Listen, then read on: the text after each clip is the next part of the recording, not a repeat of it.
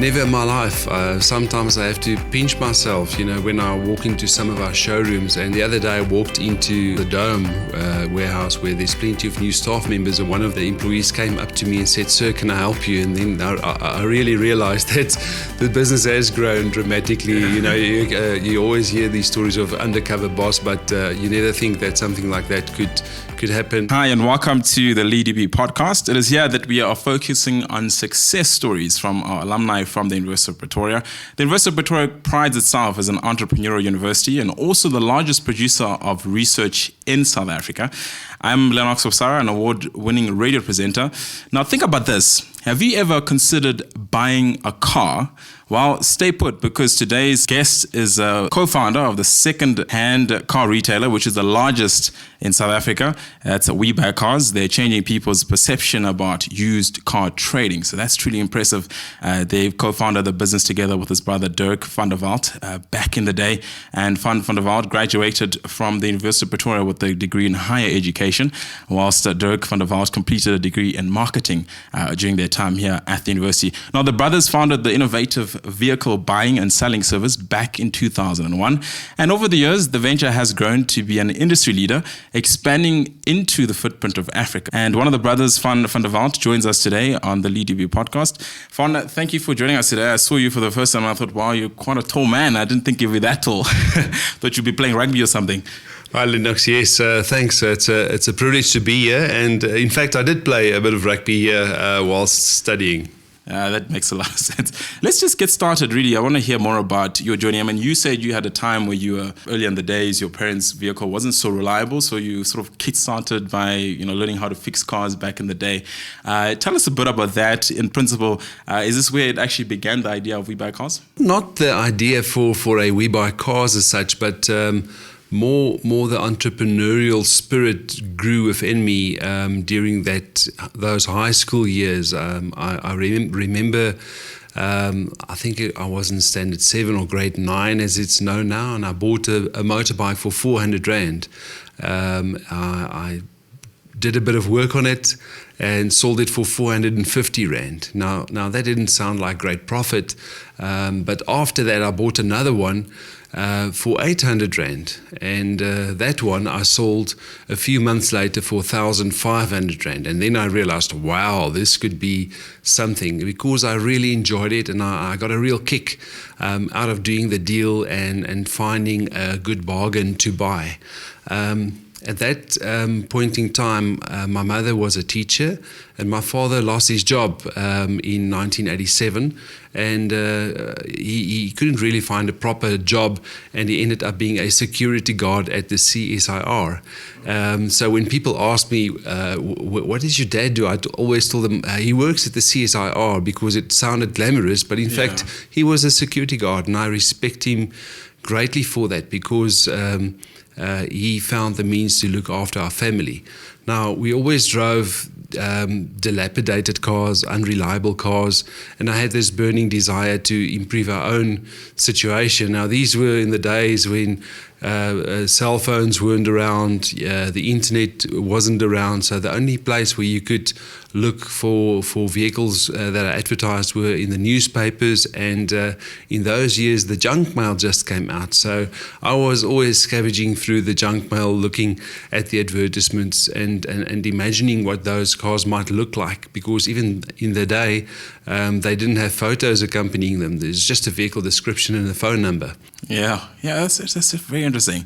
I mean, I want to take it back a little bit as well to, obviously, you grew up with your brother, and you spoke about playing rugby as well at the University of Pretoria. I mean, in rugby you have the Barrett brothers, did so well. In tennis we have the Williams sisters, and in business I can almost say we have the Van der Walt brothers again, doing the things in business. What's it like actually doing business with your brother, having grown up together? I mean, that must be quite a special type of journey. Yes, we are very different. We've had our fights in our lives, and we have differences of opinion all the time, and we still do. And I think that's also proven a bit of a part of our success. There's something called ambidextrous leadership, which means you've got different personalities working together, but respecting each opinion at the same time and taking the best of both worlds and making that work. And for us, it served us well over time. I was always the one scavenging the newspapers trying to find a bargain, whilst Dirk was a bit more of a visionary and a dreamer, and he thought of the idea of actually advertising this as a service and putting advertisements out there stating that we buy cars and allowing vehicle sellers to approach us before they put their vehicle in the market. And that allowed us this window of opportunity, or this what I would like to call a golden hour, where you're the only person who knows about this vehicle that's in the market, and you have the opportunity to go and serve that client. So that's what we did in those early years. We coined the name WeBuyCars, because we wanted a website. Again, Dirk's idea. He said, listen, we need a website. I said, what for? I mean, who's got a website? Now, this is back in 2001. And he insisted we needed a website. So we brainstormed it and said, well, then the website's got to explain exactly what we do. We buy cars. And the name was available, surprisingly. And we registered it. And the name still serves us very well today. It started generating leads, and we no longer had to look for bargains in the newspapers, but the leads came to us.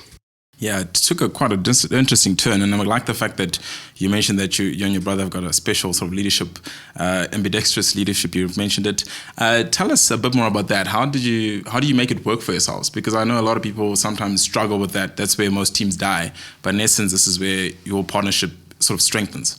Yes, I think it comes from family, the way you've been brought up. Our parents brought us up in a way where we have to respect people and respect opinions, even though we have our differences. So it's like saying, you never go to bed angry with your wife, for instance. You sort things out, and although you might have differences, everyone means well. No one gets up today and say, today I'm going to be difficult. So if we have differences, it just means you're not truly understanding or listening to that person's point of view.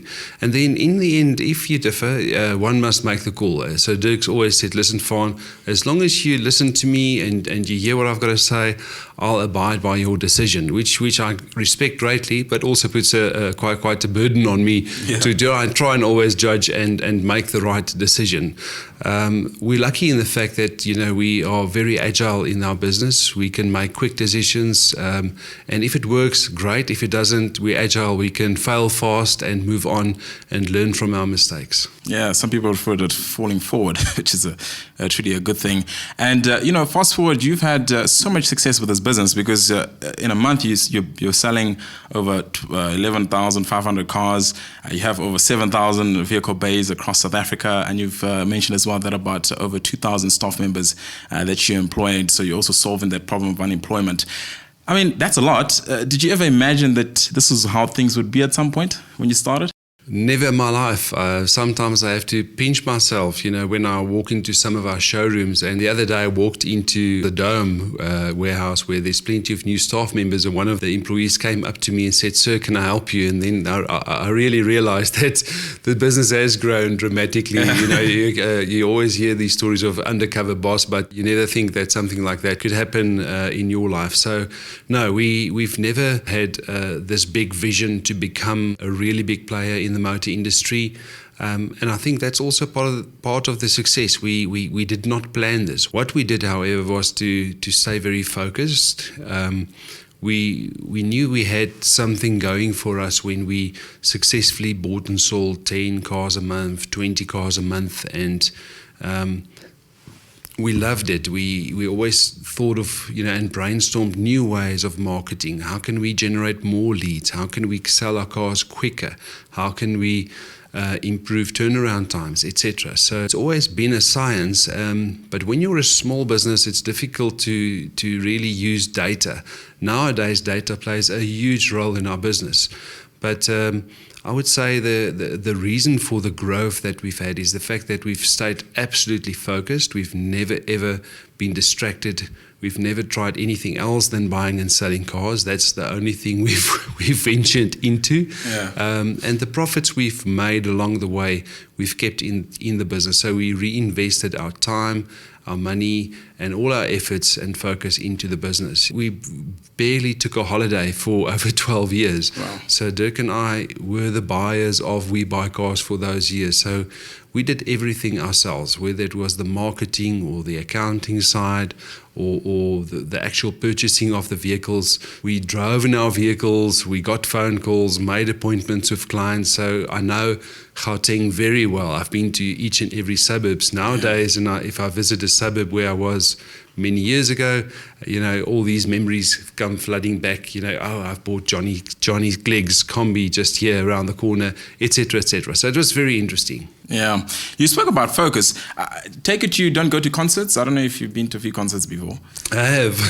Perhaps. I'm not sure you've been to a concert at the Dome, though. The only event I attended at the Dome was the Jeremy Clarkson Top Gear show a few years ago, where they had that world tour of theirs, and they were driving sports cars in the Dome and doing donuts and things like that. But the acoustics in the Dome is apparently very bad, so most artists are actually relieved that they won't be having shows there anymore.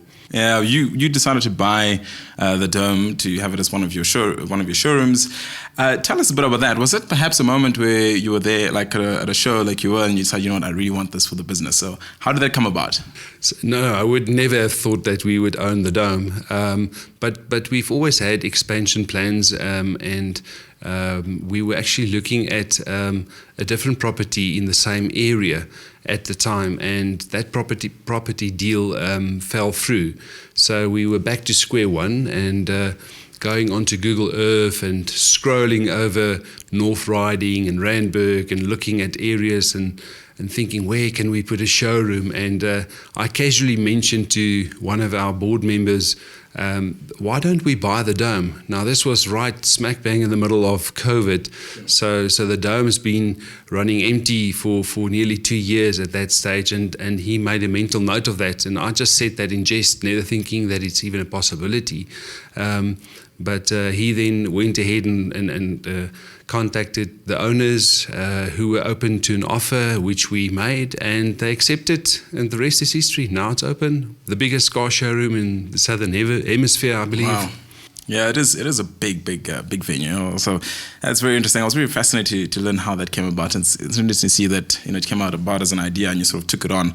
And you've had obviously several high impact buyers who've shown multiple interests in the business. Naspers obviously one of them that offered you about 1.4 billion at some point, and then the competition tribunal sort of blocked that deal from happening.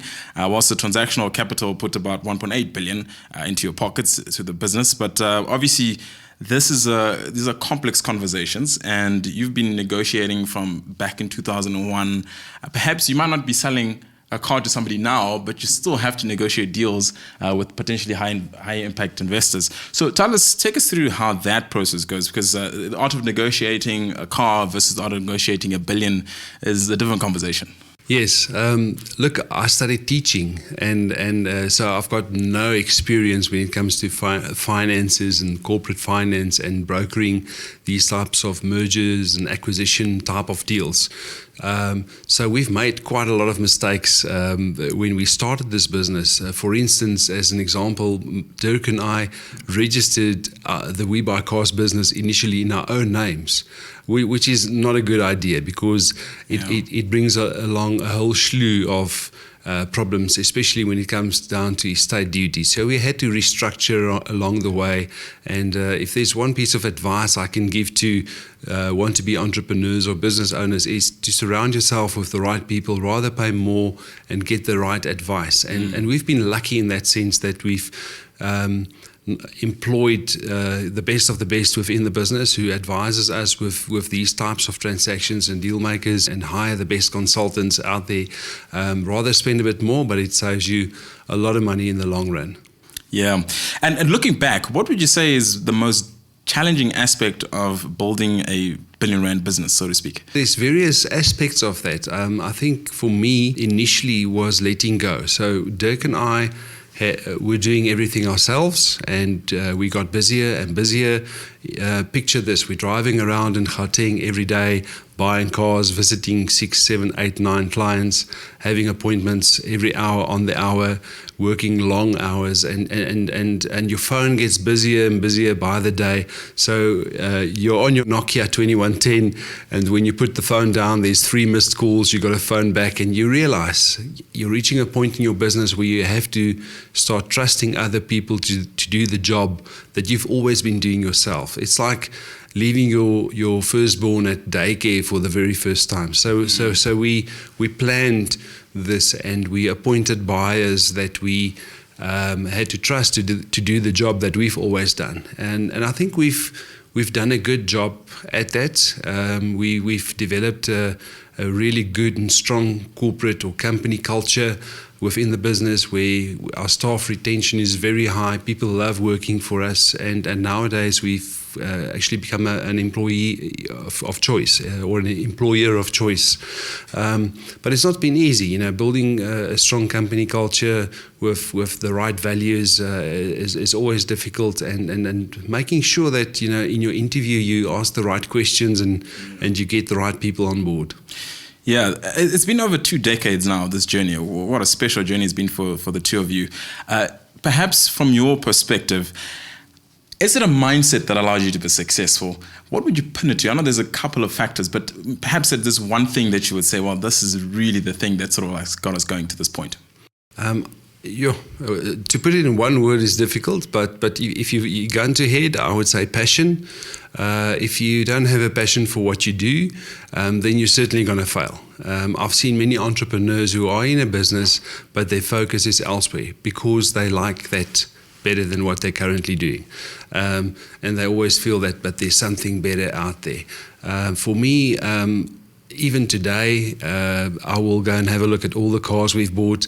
I'll scan through them. I look for the interesting cars, and I'll decide, now I'm going to drive that one next week because I've never driven such a vehicle. So I really have a passion for this, and just to improve on hit rates, making sure the service that we're delivering improves over time. So we now have the capability to measure this in so many ways. So we can see what the hit rates are on leads, how successful we are in satisfying customers' needs, how quick we get to customers, and so forth.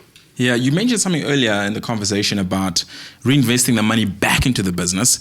That's so tempting for many entrepreneurs today, as to maybe somebody makes a couple of millions and think, ooh, and I can give myself that Porsche, or I can get that vehicle that I so wanted to get.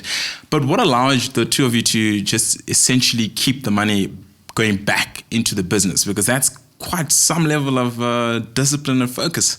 Yes, I don't know why we did it. My mother was always very, very astute when it came to her finances. I recall, as a child that she had a book where she wrote down all her expenses, and that principle carried on in our business for until today. We know where every cent goes, where every car is, and we've done a daily recon for all those years. Even when it was just me and Dirk, we knew exactly. Yesterday we bought 2 cars, we sold 1 car, the profit was X. We had these expenses and the balance is Y, and we have those recons until even today. We do recon every single day, stock taking every single day. So we have our fingers on the pulse, and we know exactly what's going on in the business. There's no surprises. Yeah, that's interesting. And taking you back to where it all started academically at the University of Pretoria, tell us a bit more about how the University of Pretoria, you studying at the University of Pretoria, your journey at the University of Pretoria,